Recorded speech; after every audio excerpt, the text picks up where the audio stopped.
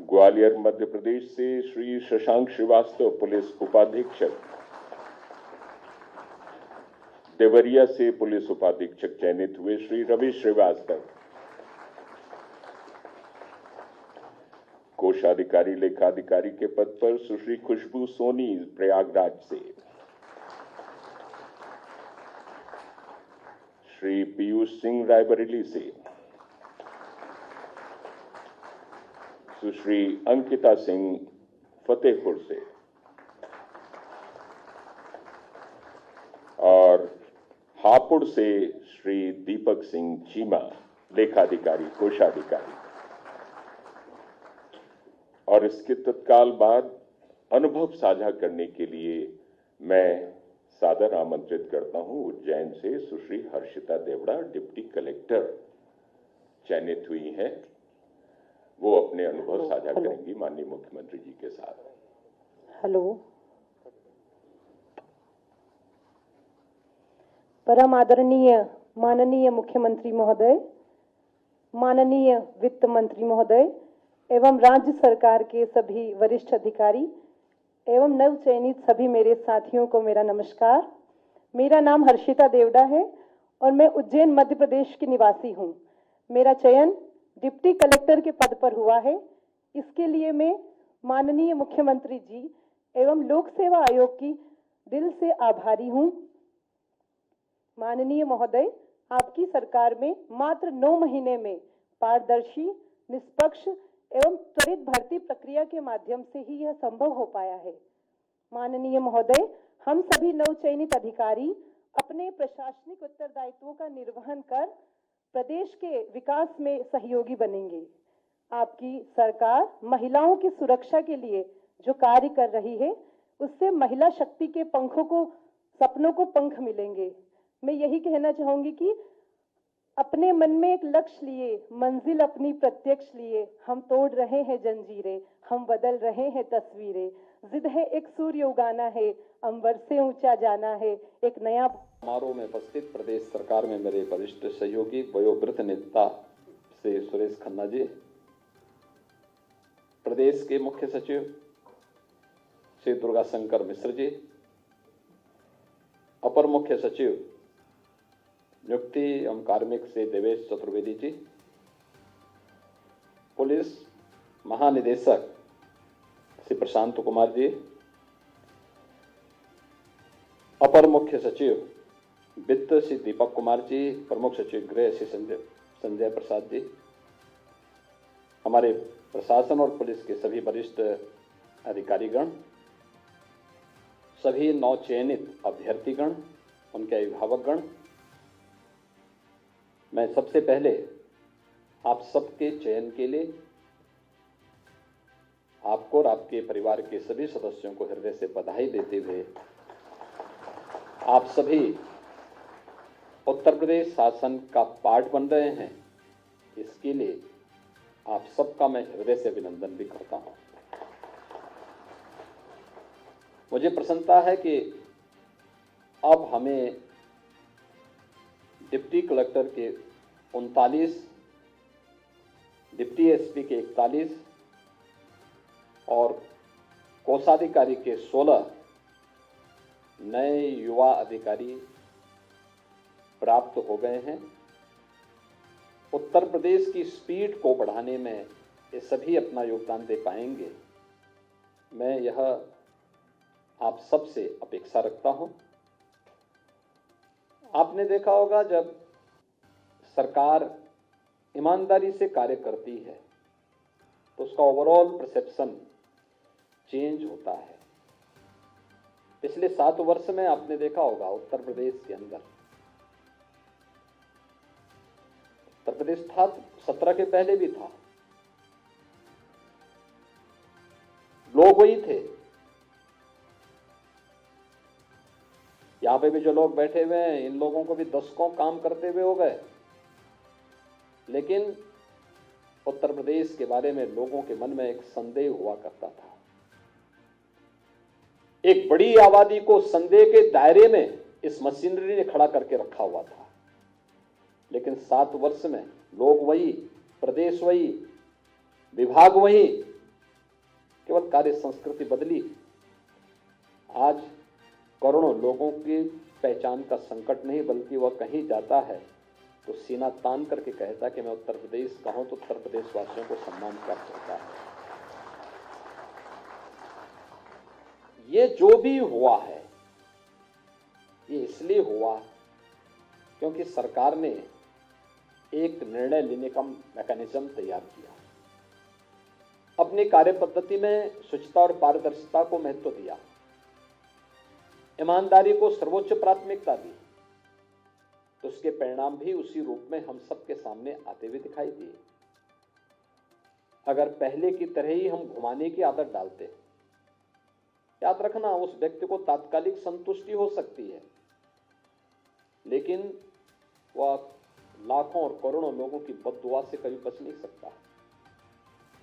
और खासतौर पर अधिकारी संवर्ग में दोनों तीनों प्रकार की जो कैटेगरी यहां पर बैठी हुई है, उन सबसे मैं यही कहूंगा, आपके पास अपने सेवा के माध्यम से जनता जनार्दन की दुआ लेने का भी अवसर होता है और बद्दुआ लेने का भी पूरा अवसर होता है। आपको तय करना होता है कि आप अपने इस पीरियड को पूरा जो एक कार्यकाल होगा आपका 30 वर्ष का, 35 वर्ष का, इस 30-35 वर्ष का कार्यकाल आप दुआ लेने के लिए और आगे के भविष्य को उज्जवल बनाने के लिए करना चाहते हैं या बद्दुआ लेने के लिए करना चाहते हैं।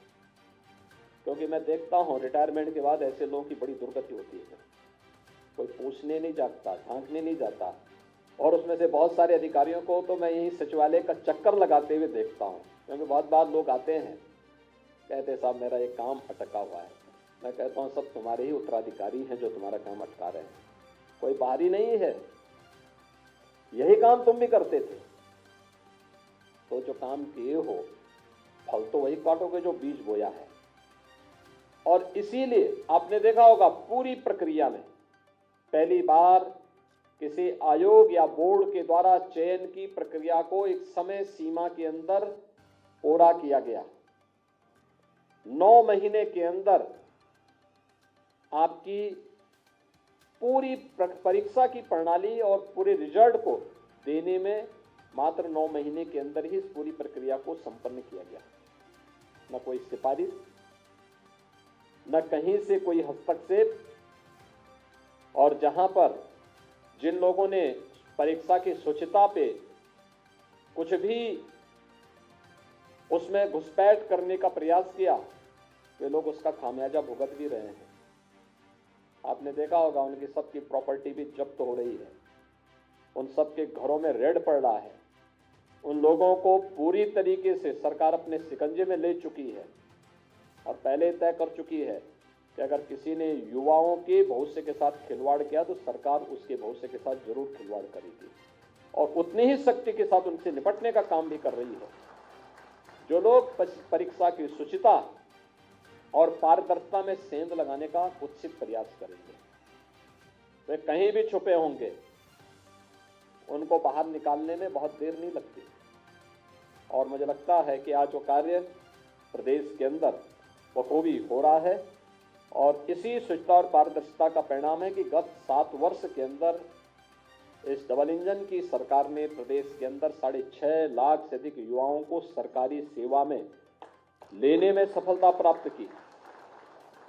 प्रदेश के अंदर हमारी मशीनरी के कार्य की स्पीड के कारण प्रदेश में करोड़ों नौजवानों को नौकरी और रोजगार की सुविधा प्रदेश के अंदर ही प्राप्त हुई। अलग अलग सेक्टर में उसे आगे बढ़ने का प्रयास, उसको एक अवसर प्राप्त हुआ और आज हम देख रहे हैं कि इसका परिणाम यहाँ की पर कैपिटा इनकम पे पड़ा है, यूपी की जीडीपी पे पड़ा है।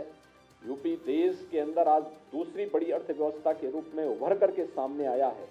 ये तब होता है जब कहीं कार्य होता है, जब एक साथ मिलकर के पूरी मशीनरी टीम वर्क के साथ आगे बढ़ने का कार्य करती है और आज उसके परिणाम भी हम सबके, आप बहुत महत्वपूर्ण काम कर सकते हैं। गवर्नमेंट के इंजन के रूप में आपको अपनी भूमिका का निर्वहन करना है और उसमें खासतौर पर डिप्टी कलेक्टर, अब तो टेक्नोलॉजी काफ़ी इंप्रूव हो चुकी है और मुझे लगता है कि जब तक आप फील्ड में आएंगे तब तक हम लोग राजस्व के सभी कार्यों को पूरी तरह डिजिटाइज करने में सफल हो चुके होंगे।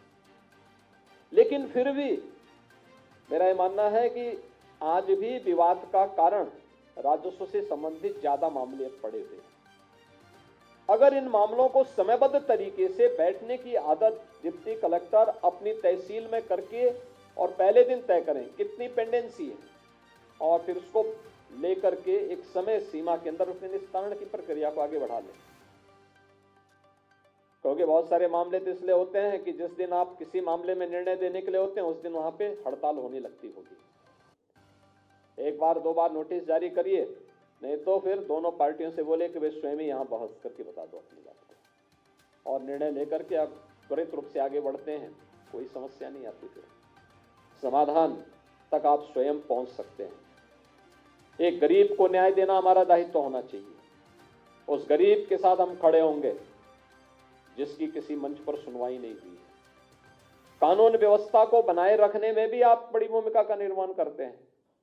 लैंड रिकॉर्ड के साथ साथ राजस्व से संबंधित सभी प्रकार के इन कार्यों में आपकी एक बड़ी भूमिका होती है। डिप्टी एसपी का पद भी इसी प्रकार का है। ये कोई सेरेमोनियल पद नहीं है कि बैठा दिया वो केवल जो है अपना एक पिकनिक बनाने के लिए एक थाने में जा रहा, उस थाने में जा रहा। वहां की एक एक गतिविधि को वॉच करना। थाने में हम जब विजिट कर रहे हैं, हम देखें तो क्या स्थिति है थाने की, पब्लिक के साथ व्यवहार कैसा है, यहां पे मामले जो दर्ज किए गए उनमें चार्जशीट की स्थिति क्या है, वहां पर अन्य मामलों में किस रूप में हम लोग कार्रवाई कर रहे हैं, कितने ऐसे अपराधी हैं जिन अपराधियों के खिलाफ कार्रवाई करके आप उस थाने क्षेत्र को पूरी तरह अपराध से मुक्त कर सकते हैं। वहां पे पीआरबी की पेट्रोलिंग की स्थिति क्या है, वहां पे ट्रैफिक की स्थिति क्या है, प्रोसिक्यूशन को आगे बढ़ाने में थाने स्तर पर क्या प्रयास होने चाहिए। ये बहुत सारे मामले हैं जिनकी आप समीक्षा कर सकते हैं। थाने के अंदर रिकॉर्ड के रखरखाव के लिए क्या कार्रवाई हो रही है। ऐसे कोषाधिकारी के रूप में भी अपने उत्तरदायित्वों का निर्वहन करते हुए, टेक्नोलॉजी का बेहतरीन उपयोग करते हुए कैसे हम लोग वहां आने वाले एक एक व्यक्ति को राहत देने में अपना योगदान दे सकते हैं, एक बड़ी भूमिका है। और उस भूमिका के साथ अगर आप कार्य करते हैं तो करोड़ों लोगों की दुआ आपके साथ चलती है। आपकी सर्विस तो मेरिट के आधार पर आगे बढ़ती ही है, लेकिन साथ साथ करोड़ों लोगों की दुआ भी आपके साथ चलती है, जो आपको आगे बढ़ने के लिए एक उज्जवल भविष्य को आपको आगे बढ़ाने में योगदान देती है। लेकिन जब हम लोग कोताही बरतते हैं, अधिक से अधिक नेगेटिविटी ये मान करके चलते हैं हमें इसका बिगाड़ना ही है, आप बिगाड़ने के लिए नहीं बैठे हैं जी। कोई किसी पद पर इसलिए नहीं बैठा है कि वो किसी का बिगाड़ेगा। अगर बिगाड़ता है तो बद्दुआ का पात्र बनता है। आप इसलिए बैठे हैं आप समस्या को समाधान तक पहुंचा सके। आप समाधान के लिए आपकी नियुक्ति की गई है, समस्या देने के लिए नहीं बनाई गई है। एक किसी भी पद पर बैठा हुआ प्रशासनिक या पुलिस का अधिकारी या किसी भी संपर्क का अधिकारी, वह समस्या नहीं होना चाहिए, स्वयं में समस्या का समाधान बनना चाहिए। और समस्या का समाधान बनने की दिशा में हम सार्थक प्रयास करेंगे तो हम उन दुआओं के पात्र बनेंगे जिसके लिए व्यक्ति सर्विस में आता है, आगे बढ़ता है। और मुझे पूरा विश्वास है आप सभी लोग पूरी ईमानदारी के साथ उत्तर प्रदेश सरकार की इस स्पीड को आगे बढ़ाने में अपना योगदान दे पाएंगे। उत्तर प्रदेश की जनता जनार्दन के लिए आप उनके हितों का संवर्धन वाला बन पाएंगे। एक संवेदनशील प्रशासन के रूप में, त्वरित निर्णय लेने वाले प्रशासन के रूप में आपकी छवि बन पाएगी। इस विश्वास के साथ मैं एक बार फिर से उत्तर प्रदेश लोक सेवा आयोग को इस नियुक्ति के लिए, समयबद्ध नियुक्ति की प्रक्रिया को आगे बढ़ाने के लिए धन्यवाद देता हूं। आपको और आपके परिवार के सदस्यों को हृदय से बधाई देता हूं और आप सभी को उत्तर प्रदेश प्रशासन का हिस्सा बनने के लिए हृदय से अभिनंदन करते हुए अपनी वाणी को विराम देता हूं। धन्यवाद। जय हिंद।